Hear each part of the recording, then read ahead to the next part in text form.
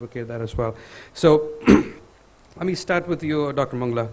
The clearance searches, it's something that we all try to do, and it's the thing that it comes to you in the evening and say we need a clearance search the next day, right? And it's always a thing that it had to be done yesterday.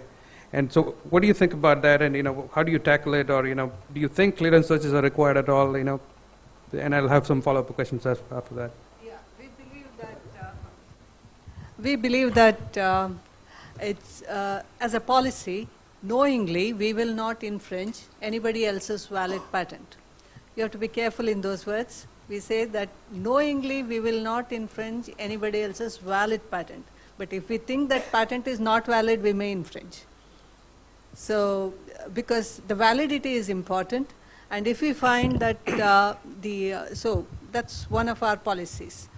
Having said that as a policy, it is important that we do a clearance for every launch that we do. So we make sure that a clear clearance is given before we launch a product in the marketplace. Otherwise, we make sure that the patent is invalidated, or at least we have the confidence of invalidating that particular patent before we sort of go ahead.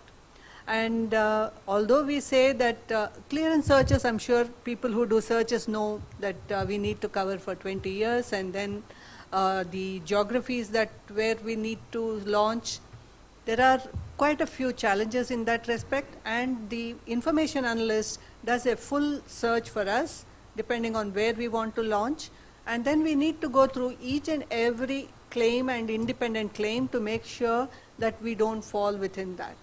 And it at least takes 4 weeks, but many times sometimes we have very urgent requests which keep coming to us, and so we try and in any case we try to complete this process. I don't know if there are people who believe that clearance searches need not be done. If you are thrust with an infringement suit, you'll take care of it at that point of time. It may not be feasible in certain areas of technology. FMCG may be a easy sort of area. I don't know. Like, people in the audience have any thoughts on that? I would invite you to express them. Okay, before we do that, maybe let me ask that to Dr. S.K. Murthy, maybe to try to get probably a different perspective. Or do we really need clearance searches? Well, it depends on the industry. FMCG, definitely, I completely agree with Dr. Mangala that a clearance search may be needed. But for the industry that I am in, a semiconductor industry, we don't do clearance searches. And can you explain why we don't? Well, we have our headquarters in the US. It's basically an US company with global reach. And willful infringement is a very big issue in the US. Willful infringement, the damages for willful infringement is 3x. That's the first thing. Right. And the second reason is if people are exposed to third-party patents, you cannot stop somebody from the way they think.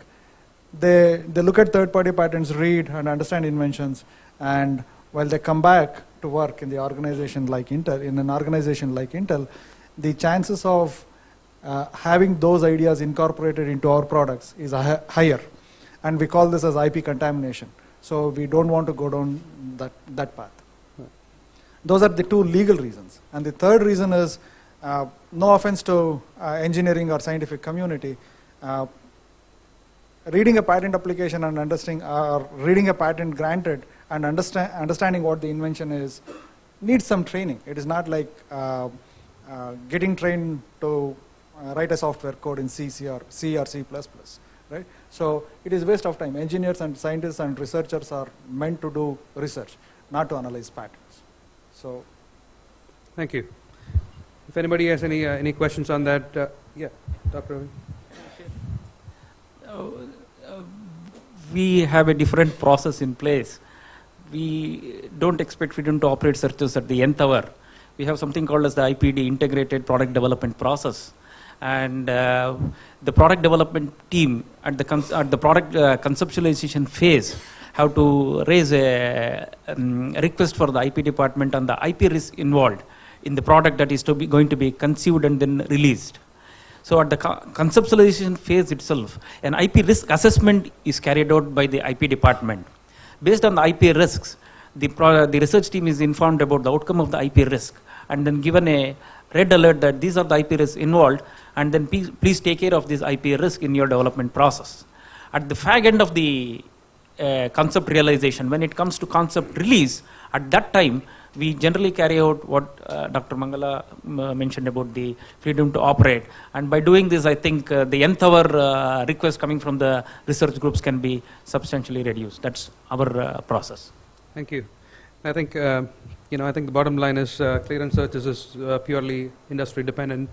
Some people may not do it, and some people have to do it. And I think it's also based on management and kind of risk management that as per the company policy. Let me switch gears.